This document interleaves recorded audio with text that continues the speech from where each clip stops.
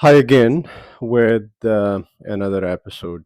Today, I would love to talk about something that I've been thinking about, and it is regarding Edward Said and his Orientalism, of which I came to know in 2007 when I was 2007 and 8 when I was a student of political science in Pakistan, um, undergraduate studies in political science in Lahore, Pakistan.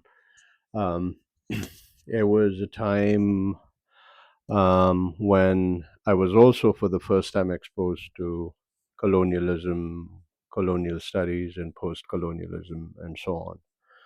So, Edward Said's book back then was difficult to understand, and I was too young.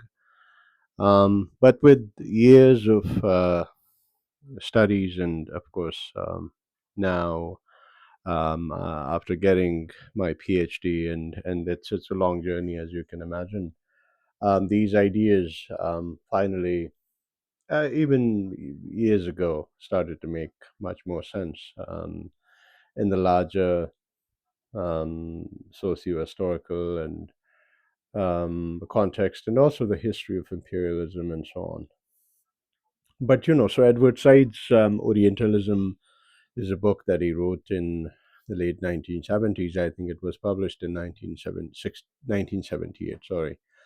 Edward Said was a Palestinian American of Christian origins, but also he was a secular humanist. Um, but he spent most of his life in the United States. He grew up in, while he was born in Palestine, his parents moved to um, Cairo, where he went to a boarding school, I think a British boarding school. And later on, in his teenage years, he came to the United States as a student, and he stayed in the US, where he taught for most of his life, I think, at Columbia. He wrote extensively, right, on the Middle East, and is became very prominent for his book Orientalism. There was another book covering Islam, and then the question of Palestine. This is a trilogy in which he really deals with the you know the coverage given to or the representation of Islam in the East, the Orient, by the West. But that was particularly the main argument in his book, Orientalism, in which he, rightfully, I think, criticizes Western um, scholars from, he gives examples of Homer and all the way to modern times in their very problematic, distorted depictions and representations of the East or the Orient. Now, this is something that we have known all along, and as I said, I came to know about it almost 20 years ago, 19 years ago. Um, and what is, even more interesting is that it's that it is still relevant, right, in post-colonial studies and decolonial studies. It's taught, it is talked about, and it is still quite relevant in terms of uh, how the media, even today, depicts and or distorts or misrepresents, um, you know, the events in the Middle East and in the Islamic world. We have seen it just in the past couple of years with how in Western media the war between Hamas and the state of Israel was portrayed. Um, and it's, of course, quite clear that there is a misrepresentation and distortion and disfigurement of not only the history and culture and lived experience of people in the Islamic world and in the Middle East or in Arab majority societies, um, or I mean, even Southwest Asia and North Africa, and you could say largely the East. Now, it's true that hasn't only happened in the past and continues to happen in the Western world. What is also true is, and I can tell this from my lived experience of both in the East and now in the West. Um, I grew up in Pakistan. Um, I lived in the country for about 25, almost 25 years of my life. And then I came to the United States for school. I never went back um, for intellectual reasons and political reasons. And I have lived in the West, you can say, in a part of the West, the United States, for 13 years. And so I have this engagement and lived experience, you can say, phenomenal experience, not phenomenal as in the sense of amazing, but as in the sense of lived existence in both of these places. Um, you know, um, so I want to um, um, link or bring in conversation another thinker from the Middle East, particularly Syria. His name is Sadiq Jalal al-Azm, who was a prominent intellectual and philosopher from Damascus. He taught for years, many years at the he taught philosophy for many years at the University of Damascus, and but he also taught in Beirut, in the U.S., and in other places. Jalal al-Azm wrote many things, including a very prominent book by the name of Critique of Religious Thought, in which he challenges um, religion in general, but prominently in the Arab world, for which he spent some time in prison in Lebanon. But luckily, he remained unhurt, as these kinds of criticisms cost people lives in our part of the world. Um, I don't know if he was an atheist, but he definitely, um, came across, or he comes across as such in his writings, right? He also was a good friend of Edward Said until his critique of the book Orientalism in an essay that he wrote, and it's called Orientalism in Reverse. Sadiq Jalal al-Azm at first sent it up. This is from one of his interviews. It's an hour long interview, and in which he talks about this critique of the book Orientalism in the essay called Orientalism in Reverse, in which he talks a little bit about the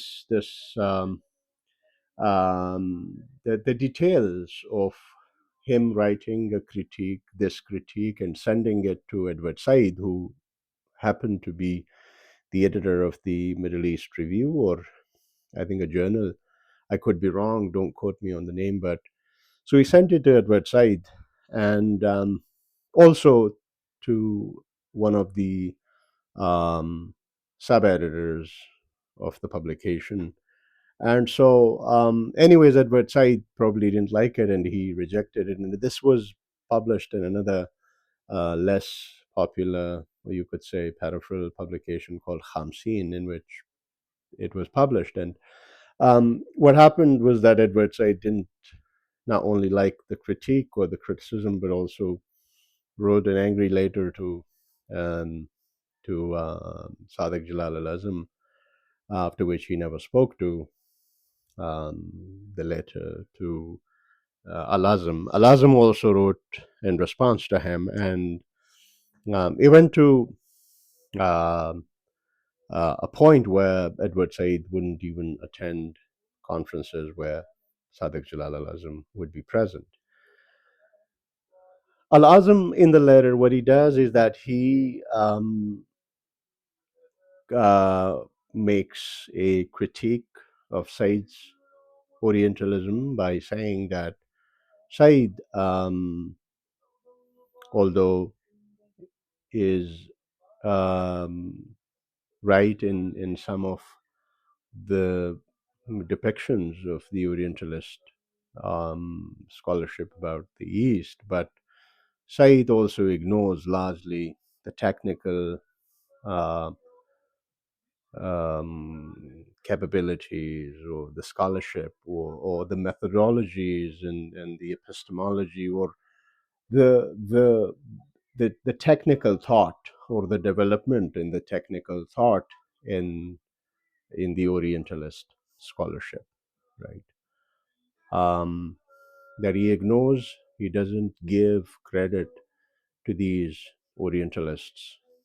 Um, and then, interestingly, the for Al Azm, the unintended consequence of Said's Orientalism was for people in the Arab majority societies or in the Middle East, or you could say in the Muslim world, was that Said's book became um, a tool, a very instrumental thing in the hands of the right in the Middle East, which means that for the right, the religious right, and the conservatives and the clerics and so on, Said's book was a became a material, right, or a data point,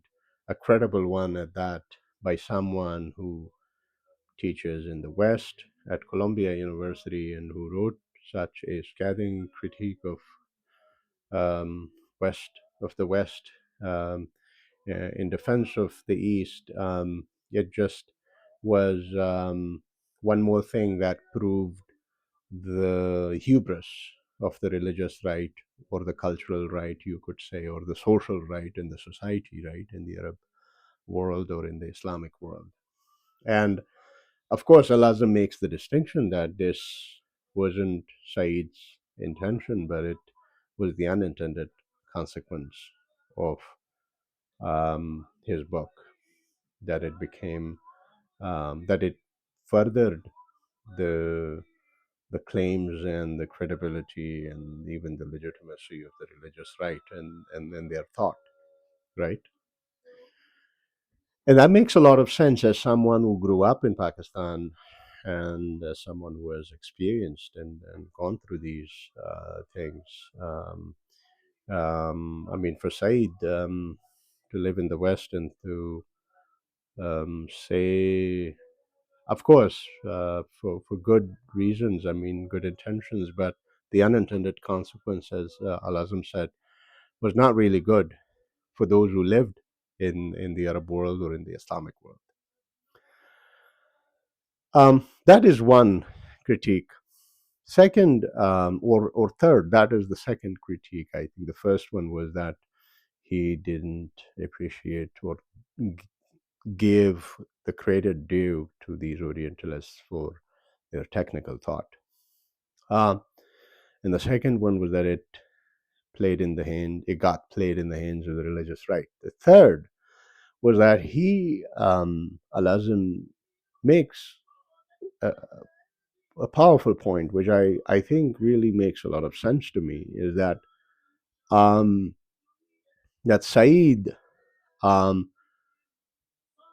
fails in making a distinction between um, observations that Orientalists had and that they presented or articulated about the East, and passing. So those were observations and judgments, temporary judgments about certain social, historical phenomena.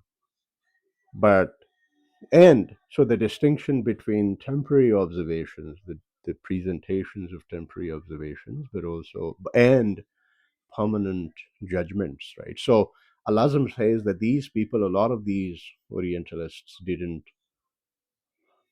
you know, cast permanent judgments on the East, like permanent, unalterable, or fixed judgments about the Middle East or the East. Um, and then there he says that what some of these Orientalists said, we also say, right? So Al-Azm being um, secular intellectual and philosopher in Damascus, who wrote a critique of religion, and makes this claim that we are also saying these things ourselves. So what is wrong with the idea? What is wrong with the Orientalists saying the same thing that we are saying, right? So that is a very interesting point, right? Um, I know I can't remember, but there is you know in I think in the philosophy of anthropology, in the history of philosophy of anthropology, there is not necessarily, you could say, in this subdiscipline, but this idea that if the critique by the outsider of the other matches the critique of the insider about himself or herself, what's wrong with that critique, right? What knowledge production, I mean, although one can say there is a difference at times of motivation and methodology and approach and bias and so on. But isn't it also possible that sometimes the criticism of the self matches the criticism of the self by the other, right? So is that something? That's what Al-Azm points to, is that some of the things that these people have said, we say the same thing. So what is wrong with it? And he says, for example, that it's true that the East, in the East or in the Arab world, a lot of people are very religious. Like, for example, one example is the belief in the unseen. He says probably there are more people in let's say in Cairo who believe, more people in Cairo mm, probably believe in the unseen than people in Paris, right? Well, that's a very interesting observation.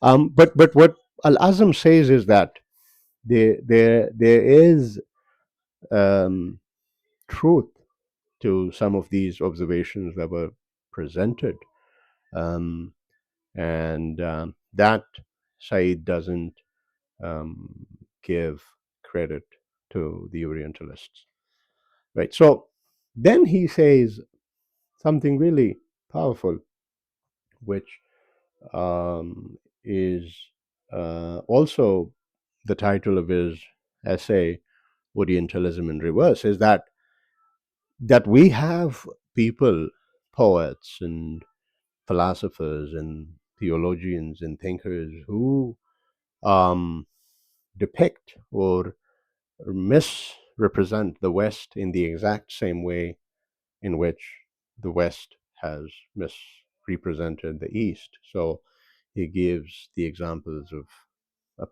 so a few examples, but one is of Adonis, a poet, and is I don't remember his original name, but he's known as Adonis. How he thinks of the Arab human or the Arab man, and in comparison to the West, and not just. I mean, we grew up around these sorts of presentations or misrepresentations of of the other. So Said al-Azm, sorry, says that there is this Orientalism in reverse, right? It takes place. We also think of the Christian West as, you know, as immoral, for example. Um, Now, you could say, yeah, there is, space for all religious views and all religions in Islam, but what is also true is that that may be true, but what is also equally true is that there are these widespread presumptions and assumptions and misrepresentations of the society and politics and culture of the West, and this is what Said also calls um, ontological Orientalism in reverse, right? That this essentialistic sort of depictions, essentialistic binaries of East and West. If the Orientalists did, if the Orientalists developed this binary, this essentialism or Eastern essentialism, um, the people of the East also, um, you know, play by the same tropes of essentialism in terms of, or in thinking of themselves as different, ontologically different from those in the West. So there is that essentialism, um, taking place on both sides. What Al-Azm, sorry, what Al-Azm, this is I think the second or the third time, I don't know why Said is on my mind. What Al-Azm also criticizes is that Said doesn't transcend this binary. His book doesn't propose a synthesis of the, that transcends the thesis of the West and the antithesis, you could say, of the East, or like these two binaries, right? What is the grand thesis? What is the synthesis, right? Because I think Said's Al-Azm's apologies one last time. Al-Azm's critique is that the the ultimate goal should be to transcend these binaries, right? And because essentialisms are wrong simply because there is no such thing as permanent human beings and permanent human nature, right? Things are in flux, things change, societies change, they evolve. Some dimensions may be more, some things or some dimensions of the social may be a lot more rigid and stubborn to change, but ultimately these essentialistic epistemologies or essentialistic binaries of the two, of the East and West, is being, these tropes are being played by on both sides. So it's not just the West. Now you could say the one last thing that I think of is that yes, it does matter, um, when there is a no level playing field, even in this, in the arena of knowledge production, right? Like the West has gone about producing knowledge about the East for centuries. So there is, I think, that probably response, even if it is of late, and if one could, um, empathize with the target, or with the, I wouldn't want to go into the the victimhood cult, so to speak. Samir Kassir wrote about it, a Lebanese historian and thinker, I think also a journalist, was killed in 2006. But being an Arab, a book that he wrote, very popular, I think, but also people have different views on it, right? But I do think that there is an unlevel playing field, that is to be recognized and observed. But beyond that, I think it's a fascinating conversation. I think, and I would love to um, continue talking more about this as new ideas um, arise, and as also in relation to what is going on these days, to the current events. I hope you find this useful, and like it, share it if this is interesting, and I'll see you again. Have a wonderful evening.